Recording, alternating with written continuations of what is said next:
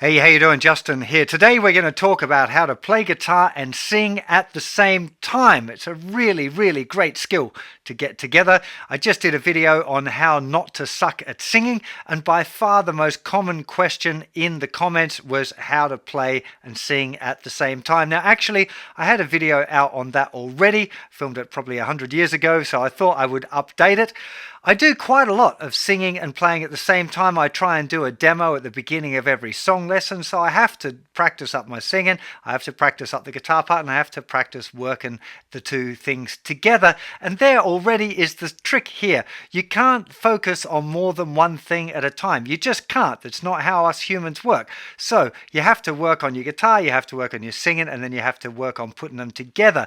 Now, I've actually got a little 10-step program, which is exactly what I use myself to this day, and I'm going to share it with you. But first of all, I want to give you a couple of hints to make your transition to doing that program a little easier. Now, the first thing is you can only put your attention on one thing at a time. People talk about multitasking. That's moving your attention from one thing to another thing, not trying to pay attention to multiple things at the same time. If you're struggling with the guitar part and you're struggling with the voice and you need to put attention on both, it just ain't gonna work. So make sure as you're going through the program you remember that you've got to put your attention firmly on one thing. Now that leads perfectly into the second point, which is it's all about automation. Think about when you learn to drive, if you learn to drive a manual car where you've got to change gears. When you first start trying to do that, that's something you've got to really focus on. You're in the car and you're in first, you've got to let the clutch out slowly, and then, okay, you hear that, oh, the engine's revving a bit high, so then clutch in, change the gear. You've got to figure out where it is in the gearbox, especially that change from second to third, where you've got to go up again and then relax the thing slowly. And you're at the same time, you're worrying about where you're going, steering the car, watching out for signs and pedestrians. There's a whole lot of stuff going on. But it doesn't take long for the changing gear part to become completely automated. In fact, quite often when I'm driving around, I don't even realize all of the things that I've done. I'll be talking to my daughter in the back and I won't have noticed changing the gears in the car, indicating, keep an eye out for pedestrians. All of that important stuff happens on its own, but it doesn't start that way. So when you start, you are going to have to be flicking your attention around and trying to get all of the things together, but you have to try to train it to automate. Okay, that is the key thing, is training a certain level of automation when you're playing or singing. For me, it is usually I'm focusing on my singing and I leave the guitar to be automated. But really great singers might have the voice automated and be focused on the guitar. So something has to get automated to the point you don't have to think about it. Okay, we'll talk about exactly how you do that in just a sec. Now, because of that, if you're still struggling with making chord changes, like you still have to watch your hand to try and get the chords down, or you're still looking at your strumming hand and focused on that, then you're probably going to really struggle to sing and play at the same time and get any degree of automation there. So maybe you have to work on that a little bit more, so you don't have to actually look and observe your chord hand or your strumming. There needs to be some element of confidence to be able to put automation on. Okay, if you're still like finding that difficult, you might want to leave this just for a little bit and just focus on your guitar playing. So one bit of great news for you is the more you practice singing and playing at the same time, the easier and the faster it gets. So while in the initial stages it might take you quite some time to get the guitar part automated enough to sing over it, the next time you go to do the same thing, it'll be a lot faster. You really find that it gets to the point after maybe a year or two that you can just sing and play more or less at the same time, and one of them will just get automated super quickly. For most times, for me, it's the guitar, but you will find a song, particularly one that you know very well, you might be able to automate the vocal if it's one that's like super confident in your mind. Now, I'm about to take you through this 10-step program, which I'd recommend that you follow. But before you start, I'd recommend that you pick really easy songs to start off with. Don't go trying to pick a real complicated, syncopated song as your first go at singing and playing at the same time. Keep it real simple. I don't know, Knocking on Heaven's Door, or what did I put down? Brown Eyed Girl, Three Little Birds, Feeling Alright. Simple chords, simple lyrics, nothing too quirky is where you want to go to start off with. Otherwise, you're kind of setting yourself up to fail. Keep it simple when you start off. Let's get stuck into the 10-step program. So step number 1 is to listen to the song that you want to learn a whole lot, at least 10 times in a row. Really try and absorb it. Try and get the song into your musical imagination so you can kind of hear it. Just close your eyes and imagine what the song sounds like. The better you get the song into your musical imagination, the easier that it's going to be to do all of the following steps. So don't skip this one. Okay, unless it's maybe a song that you've known since childhood and you're like really familiar with it, but it's still going to help before you go through all of the rest of this to try and get it into your musical imagination as much as you possibly can. Step number 2 is going to be learn the guitar part, whether it's from one of my lessons or another lesson or a tab, or you're going to transcribe it your own, whatever it is, you want to make sure that you learn the guitar part really well. Don't be starting to make mistakes. Make sure that you practice perfectly, okay? Get it right and then practice it. Repeat it over and over again and get it confident under your fingers. Playing along with the original recording is a really good idea. It'll help you absorb the time feel, okay? So music's very rarely like metronomic. You've got a certain feeling in each song, so it'll help you absorb that if you're playing along with the original recording. Get you used to the tempo. Really start to kind of feel it along as best you can. So really try and get into the groove, play along. At some point, you're going to start feeling like, yeah, I'm feeling pretty confident with this, which is when you'll go on to step 3, which is to play the song while distracting yourself. And I think that probably the best distraction you can have at this point for most people is to have a conversation with your invisible friend. Okay, so let's say you're sitting there working on your song. You're sitting there playing along with the original recording and you're like, yeah man, I'm feeling like I've got the groove down. So then you go, okay, what am I having for dinner? Well, kind of fancy pizza, but nothing's open today. I've got any pasta left? I've got stuff to make pasta sauce. What kind of pasta sauce do I fancy? Maybe some tuna or something? Just start to think about something that's completely unrelated to what you're playing. It's not in time with it. It's not like you're singing it. You're literally seeing if you can keep that thing automated while you're just randomly thinking about other stuff. A long time ago when I was learning fingerstyle patterns and I really wanted to get that done, I used to do things like trying to play chess games or revise chess matches, which were really complicated because I knew that if I could think about that sort of stuff while I was keeping a fingerstyle pattern going, it was well sorted. Because fingerstyle patterns, again, much like singing and playing at the same time, you have to automate them. You can't be sitting there thinking about chords and singing if you're still worried about the fingerstyle pattern.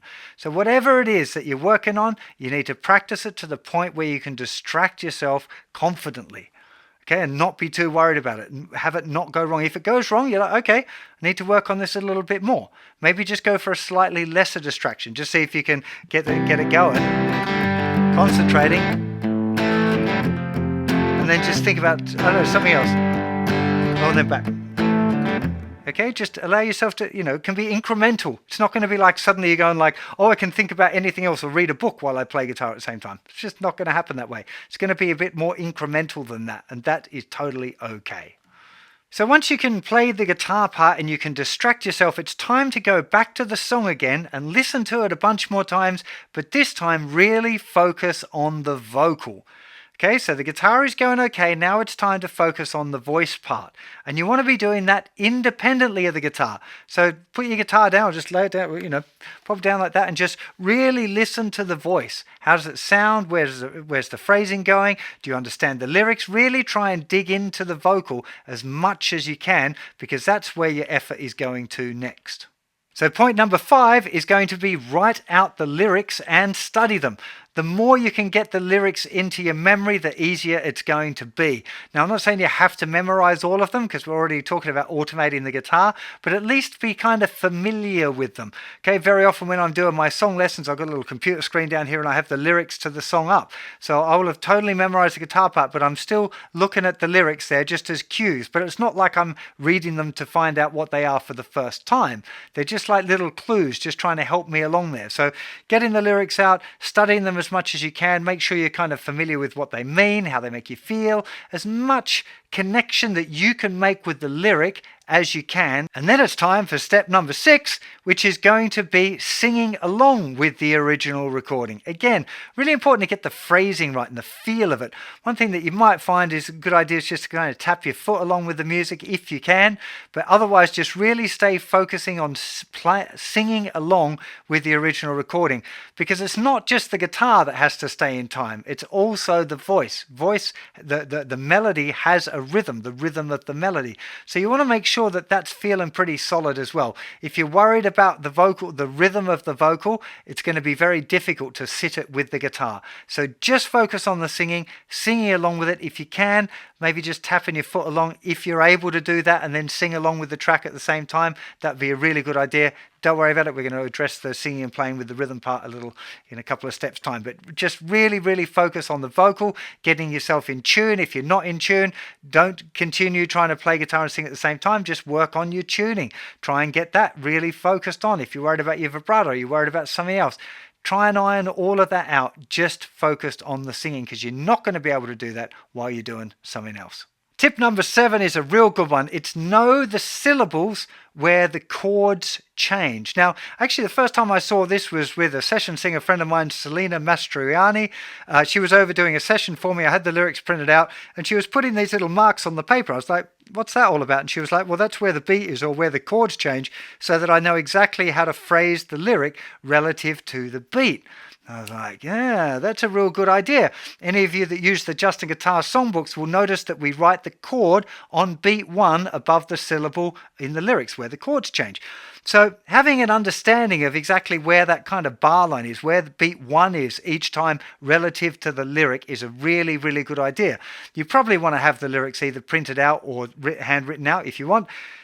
Whatever way you do it, have a printout, get a pen, and just put a little mark, a red line or a chevron, whatever you want, where the beat is. So you count along, going 3, 4, da ba da da booty ba ba dee da booty da la da da da ba da ba dee da. Just put a little mark there. You don't tend to follow it so much. It's not something I read along and I'm following where these accents are. But the exercise of doing it, of registering where the beat is, or where the bar line is relative to the lyrics, can be really helpful. It's maybe not absolutely necessary every time. It depends on the complexity of the song and the phrasing. Particularly modern guys that do really interesting rhythmic things, like Ed Sheeran is a good example. I still find myself wanting to do that when I'm doing his songs, because it simplifies it. It enables me to have a kind of a target that, oh, that lyric is going to fall here on beat 1 or with that chord change, that kind of thing. So if you're struggling with the rhythm of the words at all, you might find that a real big tip. So tip number 8 puts those things together. Now what I'd recommend you do is just strum your guitar 2, 3, 4, 1, just the down strums. And then try to sing the song that you're singing.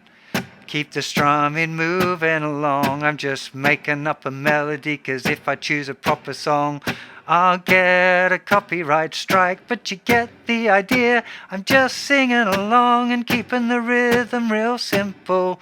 I'm not changing the chords, so there's nothing to distract me on the guitar front. Just trying to keep the rhythm straight and the strumming even, and I'm even trying to tap my foot if I can. And you get the idea here. That's what's going down. It's pretty easy if you put your mind to it. Just keep the rhythm strong, get together the lyrics. A bit shaky at the end, but you get the idea. You're just trying to keep this single solid rhythm while you sing the lyrics for the song that you're playing. Okay, it's really great exercise doing that, because it removes a lot of the problems that we have with changing chords and that sort of stuff, which can distract us, but at the same time you're working on the independence of the rhythm. Rhythm's the key thing. If you're playing a song and the chords go a little bit fluffy, doesn't really matter if you keep the rhythm good. So that's why it's such a key thing to work on the rhythm before worrying about the chord changes. Okay? Oftentimes, if I'm doing a song that's very difficult, I'll practice the rhythm like this and the singing along with the original recording. Okay, so before I've even tried to do the whole thing, I'll be practicing along just the real simple rhythm like that. Sometimes the strumming, so I might have a rhythm like that and try and play it along and sing it still with the muted chords though. Okay, keeping the chords muted is something that's really, really good idea, because the chords distract us. I don't know why that is, but yeah, just keeping a muted thing going on while you practice the rhythm and singing along the lyrics for the song that you want to do, really, really, really solid idea. Step number 9 is going to be singing the song now with the chords, but keeping the rhythm real simple. So just staying to either 1 strum per bar if you're finding it really difficult, or 4 strums to the bar if it's going okay. So you're just going to be doing 2, 3, 4. Let's say that's the chords. You're going to practice singing the song along and keep the rhythm simple. Don't try and get it any harder. Just try and get the rhythm of the words right, and don't stop strumming. Keep the rhythm strong. That's the important part. Because if you get the rhythm wrong, it always sounds kind of weird to the listener. Even if you were singing in tune and you had an amazing voice, if you get the rhythm wrong, it's never gonna sound good. And people will think that you're not doing a very good job. They won't be able to clap or play along or sing along. You gotta keep the rhythm even and consistent. That's the way you do it. You get the idea. So keeping just the real simple strumming and being able to sing your song along with that is the last step before step 10, which is actually playing the song. Now, if you followed all of the steps along properly, it should be going okay. But it's likely not to be easy still.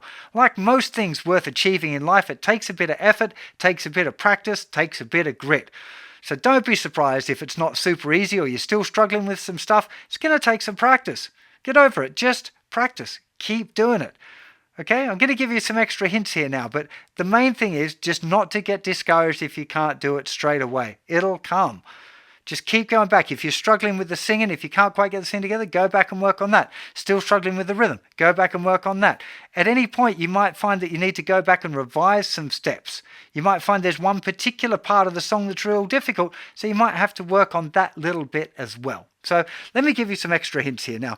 So the first thing is doing these little focused practice sessions. I talk about these in quite a few other lessons as well, but doing little 5-minute slots working on singing and playing at the same time on a particular song, really, really good idea. Rather than trying to spend a couple of hours on it in one go, break it up, do a little 5 minutes, so 1.5 times through the song, and then just stop, leave it for that day, go on to it the next day, keep on developing it a little bit at a time. Really good idea.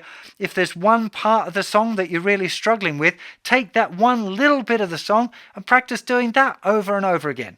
To use this little John Mayer Edge of Desire example, for me it was playing that riff over and over and over again. I just had to keep practicing it. So I broke it up. I was doing it for 5 minutes a day, just sitting there.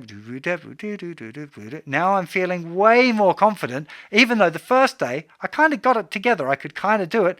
I did one big hit trying to learn it, and I managed to kind of sing over the top. It wasn't until I'd evened it out a bit and done a little bit of practice every day that it was like, yeah, okay, now I'm feeling way more comfortable with it.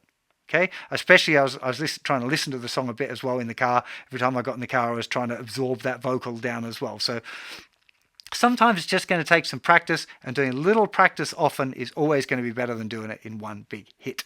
Another real game changer for singing and playing at the same time is to not stop playing if you make a mistake. Okay, if you're playing a song and it goes wrong and you stop, it's like holding a massive sign up that says, I just screwed it up. Okay, often if you get a lyric wrong or something goes wrong, or you go to a second verse or the wrong verse or a different chord, whatever, if you keep playing, most times people won't notice or they won't care, or both. Okay, so try and get into the not projecting that you've made a mistake, and definitely not stopping. Okay, if you do pull a funny face, you're like, oh, that looks bad, give the drummer or the bass player a bit of a glare and make out like they did something wrong. Okay, so just literally, if you're playing your song, you're going along and you sing, and then you realise you're gone to another verse, but it should have been the chorus. It really doesn't matter. Now go to the chorus, and it's okay. You just kept going that little bit. Whereas if you're gone, yeah, I'm singing, and I went, oh gee, I should have gone to the verse, and now I'm at the chorus. It just doesn't work, especially if you've got friends singing along. Okay, another good little hint, if you forget the chords, which is a common one I have, often I do a thing like busking. If I'm with a group of people at a party or something, we're playing a song, I kind of know the song, and it comes to the chorus, I'm like, oh, I don't remember what the chords are. I go, ding, ding, ding, ding. I just strum, I keep the rhythm going, let everyone else sing along. Might have even be that I deliberately meant to do that, and then I might try and get a little bit of the chord, or maybe what was it, that chord? What was the chord? Trying to remember the bit. Okay, I'll get it next time. Here's back to the verse. And then I'll start playing again. So just keeping the rhythm going is the thing that people need to sing along. Anytime you're in a kind of party situation or whatever, don't stop the music. Really, really important. If you're really struggling with any of the rhythmic aspects of this, I would encourage you to learn to read and write rhythms. Now, it takes a little bit of effort learning what the quarter notes are and eighth notes and how they go together and how to write them down, but there's some level of understanding that stuff that makes playing it a lot easier. I don't exactly understand how that works because it's not something I suggest to people. I think that feeling music is a lot more important than understanding the theory or the technicality of it, but getting a sense of rhythm and how it works and where a push would be and understanding a bit about syncopation can be really, really helpful. So there's loads of lessons on reading rhythm and understanding rhythm. I think I've got a course called Rhythm Maestro as well about reading and writing and rhythmic dictation. Really, really helpful for you if you want to get a better handle on understanding rhythm. I touched on this before, but if you're doing any fingerstyle guitar, it's absolutely crucial that you work on automating the fingerstyle pattern before you go any further. So I'd spend quite a lot of time just on the pattern, even without the chords, automating the fingers completely, then working on playing the fingerstyle pattern with the chords, automating that, and then starting to think about the vocal. Fingerstyle is another level of complexity to just strumming and playing at the same time. And then again, another level up from that would be playing complicated riffs, either with a pick or a fingerstyle, and singing over the top. So just always bear in mind that you're only going to be able to think about one thing. So make sure that any of the stuff that you can try and automate, you do it before you start trying to sing. So I've only got one more hint for you, and that is to remember that even though you can have your attention only on one thing, you can switch that thing. And the reality really for me when I'm playing and singing at the same time is there are points where I focus on the guitar and there's points where I'm focusing on the vocals. So I try and automate the guitar and I'm mostly focusing on the singing, but there will definitely be points in a song where there's a particular guitar riff that's a little bit tricky, a fingerstyle pattern. I'm thinking things like James Taylor.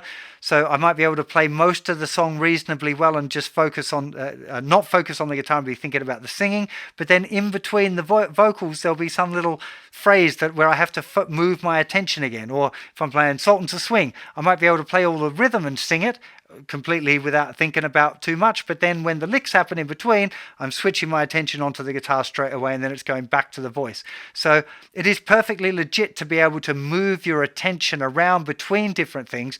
But like I said, I think the foundation skill for learning to sing and play at the same time is automation. You get automation by repetition over and over and over again, and then trying to distract yourself a bit at a time until you're able to achieve the separation of the different parts and think about the bit that you really need to.